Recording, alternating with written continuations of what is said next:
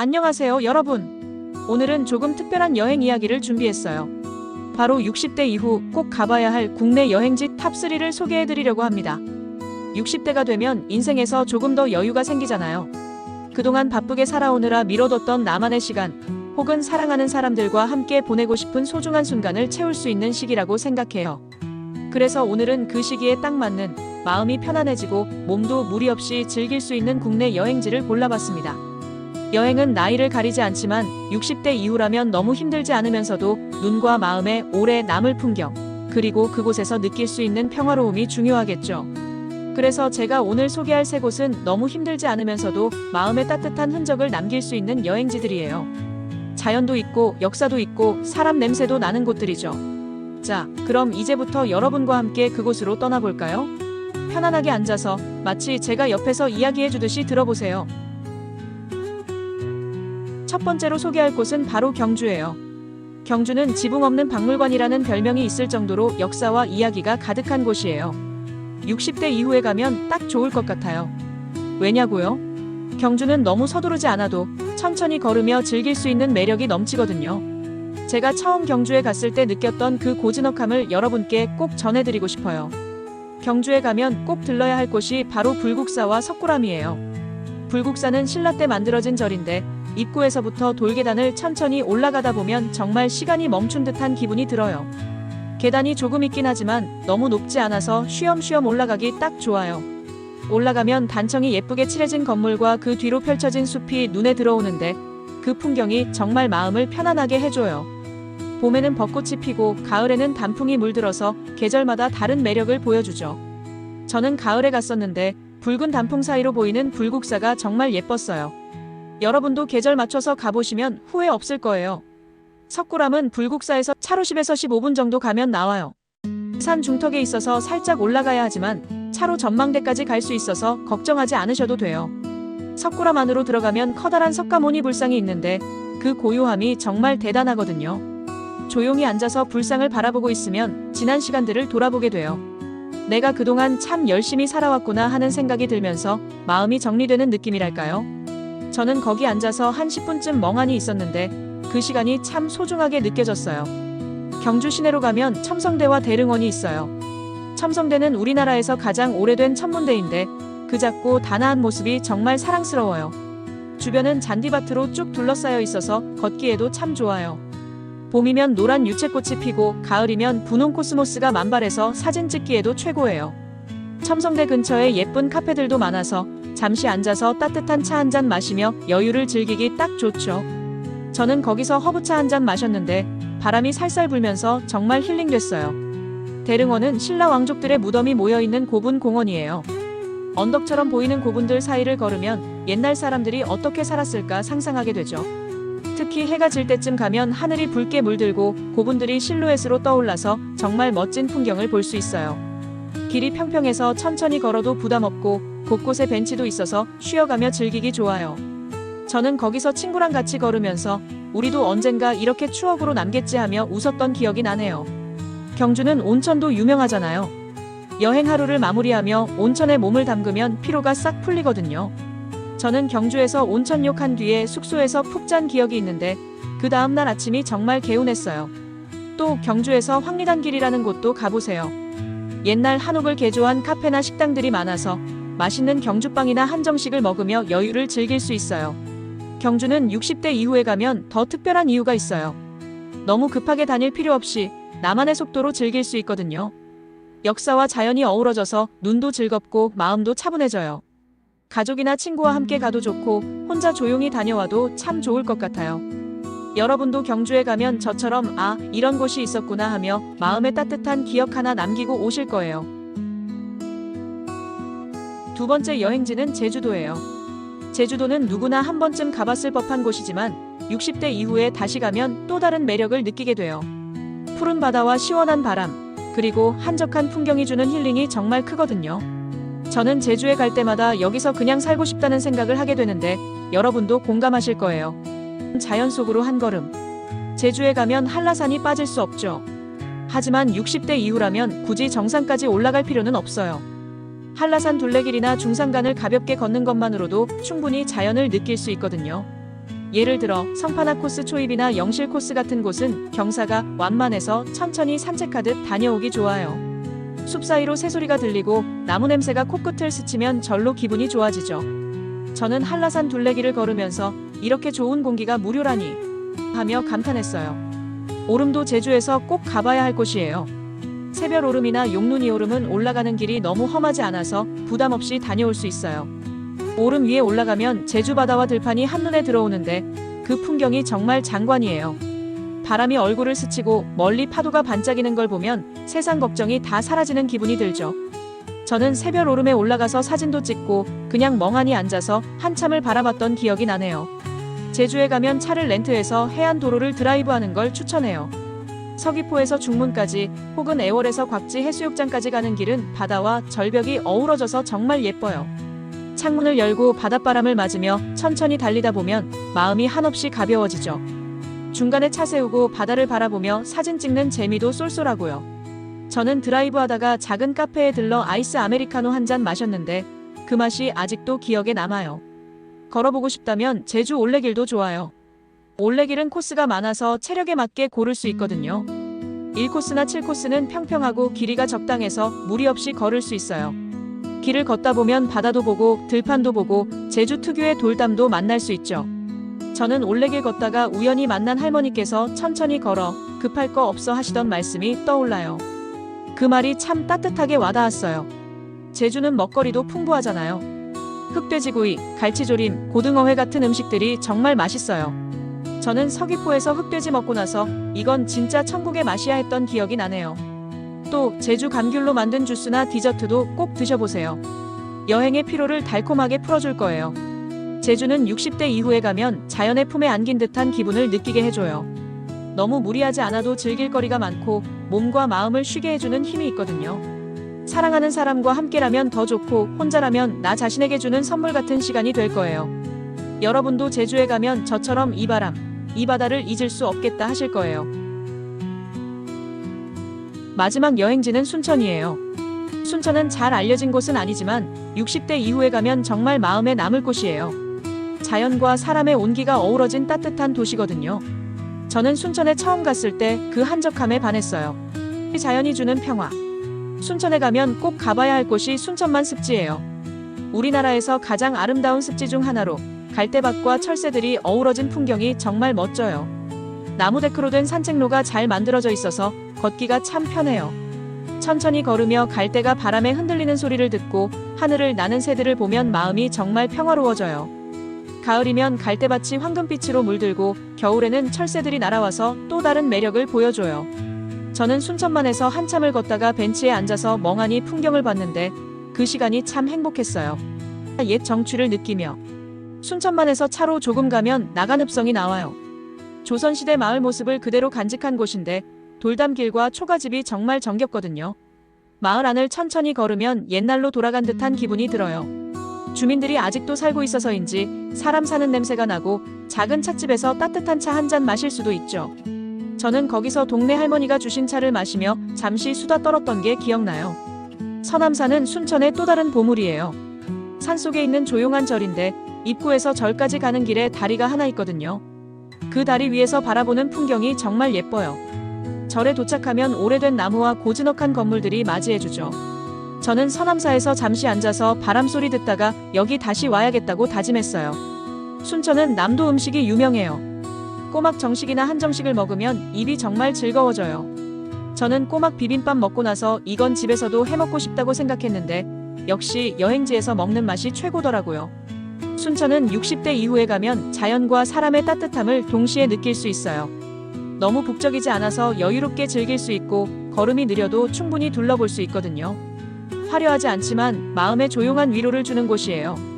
자, 이렇게 경주, 제주도, 순천 세 곳을 함께 둘러봤어요. 이곳들은 60대 이후에 가면 더 특별한 의미를 느낄 수 있는 여행지들이에요. 경주는 역사와 여유를, 제주는 자연과 힐링을, 순천은 따뜻함과 평화를 주죠. 여러분, 60대 이후라는 시간은 사실 새로운 시작이에요. 그동안 열심히 살아온 나 자신에게 혹은 사랑하는 사람들에게 작은 여행을 선물해보세요. 꼭 멀리 가지 않아도 우리나라에 이렇게 좋은 곳들이 많으니까요. 이 영상을 보시면서 나도 저기 가봐야겠다는 마음이 조금이라도 드셨다면 저는 그걸로 충분히 행복해요. 오늘도 제 이야기에 귀 기울여 주셔서 감사하고요. 손주가 더 따르게 되는 할머니 할아버지의 비밀 얘기로 이어가겠습니다. 안녕하세요, 여러분. 오늘은 정말 특별한 이야기를 준비했어요. 바로 손주가 더 따르게 되는 할머니 할아버지의 비밀이라는 주제예요. 손주를 생각하면 마음이 저절로 따뜻해지죠. 그 작은 손을 잡고 까르르 웃는 소리를 들으면 세상 모든 피로가 싹 풀리는 기분이잖아요. 하지만 가끔은 얘가 나를 더 좋아했으면 좋겠다거나 어떻게 하면 손주와 더 가까워질 수 있을까 하는 생각이 들 때도 있지 않나요? 저도 손주를 둔 친구들 이야기를 들어보면 할머니 할아버지로서 손주와의 시간을 소중히 여기시는 분들이 참 많아요. 그래서 오늘은 손주가 할머니 할아버지를 더 따르게 되는 비밀을 여러분과 함께 나눠보려고 해요. 어렵지 않은 방법들이니까 편안하게 들어보시고 이건 나도 해볼 수 있겠네 하시면서 따라 해보시면 좋을 것 같아요.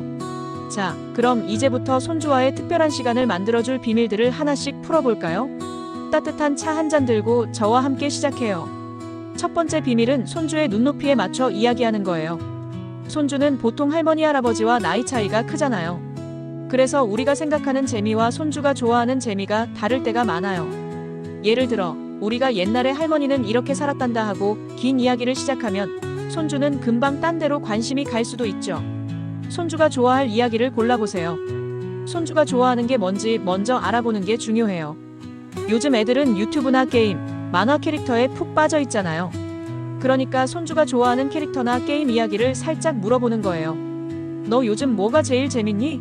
하고 자연스럽게 물어보면 손주가 신나서 자기 이야기를 꺼내기 시작해요. 그럼 거기 맞춰서 할머니도 그 캐릭터 알아. 그럼 우리 같이 그 캐릭터로 놀아볼까? 하면서 연결해보세요. 저희 이웃에 사는 민수 할머니 얘기를 들어볼게요. 민수라는 손주가 포켓몬스터를 좋아한다고 해서 할머니가 포켓몬이 뭐야? 하고 물어보셨대요. 그러니까 민수가 신나서 이건 피카츄야. 전기가 나와. 하면서 설명해줬어요. 그럼 민수 할머니가 그럼 할머니가 피카츄 잡는 법 알려줄까? 하면서 같이 장난감으로 놀아줬더니 민수가 할머니를 엄청 따르게 됐대요. 이렇게 손주가 좋아하는 세계에 살짝 들어가주면 손주가 할머니가 나를 이해해주는구나 하고 더 가까워진다고 느껴요. 옛날 이야기도 재밌게 풀어보세요.